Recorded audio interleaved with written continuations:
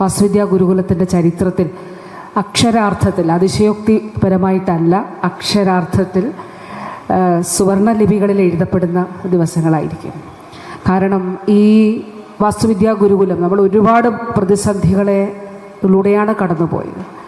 ഇവിടെയുള്ള അധ്യാപകർക്കും അനധ്യാപകർക്കും ഇവിടെയുള്ള എല്ലാവർക്കും അറിയാം, ഒട്ടേറെ പ്രതിസന്ധികൾ നിന്നുപോകുമെന്ന സ്ഥിതിയിൽ നമ്മൾ മുന്നോട്ട് പോയിട്ടുണ്ട്.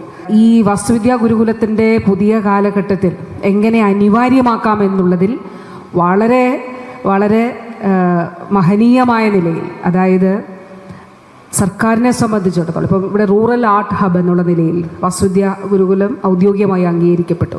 എല്ലാവർക്കും അറിയാം, 2018 പ്രളയത്തിന് മുൻപ് നമ്മളൊരു പദ്ധതി ഇട്ടിരുന്നു. ഇന്നത്തെ ഐക്യര ജംഗ്ഷൻ അല്ല, അന്നത്തെ ഐക്യര ജംഗ്ഷൻ ഓർമ്മയിലുണ്ടാകും. ക്ഷേത്ര നഗരിയാണ് ഐക്യര ജംഗ്ഷൻ. അപ്പോൾ നമ്മുടെ ആറന്മുള സത്രത്തിൻ്റെ മതിലുണ്ട്, അപ്പുറത്ത് വേറൊരു പ്രൈവറ്റ് മതിലുണ്ട്. അപ്പോൾ ഇവിടേക്ക് വരുമ്പോൾ വ്യാപാരി വ്യവസായ സമൂഹവും നമ്മൾ എല്ലാവരും ഒന്നിച്ചിരുന്ന് ആലോചിച്ചു. ഇവിടെ ആളുകൾ വന്ന് വാസ്തുവിദ്യാ ഗുരുകുലത്തിൽ വരിക, ആറന്മുള കണ്ണാടിയുടെ ചെറിയ പതിപ്പുകൾ വാങ്ങുക, പള്ളിയോടത്തിൻ്റെ ചെറിയ ഇത് വാങ്ങുക, പള്ളിയോടം എങ്ങനെയാണ്, നമ്മുടെ ആചാരങ്ങൾ എങ്ങനെയാണ്, അപ്പോൾ അങ്ങനെയുള്ള കാര്യങ്ങളൊക്കെ കാണുന്നതിന് വേണ്ടിയിട്ട് നടന്ന് ടൂറിസ്റ്റുകൾക്ക് വന്നു പോകുന്ന നിലയിലേക്ക് നമ്മുടെ ഐക്യര ജംഗ്ഷൻ ആകർഷണീയമാക്കുക എന്നുള്ളത്. അതുകൂടാതെ വാസ്തുവിദ്യാ ഗുരുകുലത്തിൻ്റെ സഹായത്തോടുകൂടി നമ്മുടെ ചുമർ ചിത്രം എഴുതുന്നതിന് നമ്മൾ തീരുമാനിച്ചിരുന്നു.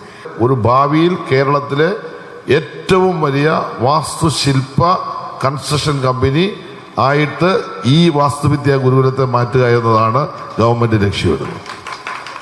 അപ്പോൾ ആർട്ട് ഹബും ഈ പറയുന്ന PMCയിലേക്ക് അക്രഡിറ്റഡ് ഏജൻസി ആയിട്ട് ഇതിനെ മാറുന്നതോടുകൂടി തന്നെ സ്വഭാവത്തിലും രീതിയിലും മാറ്റം വരും.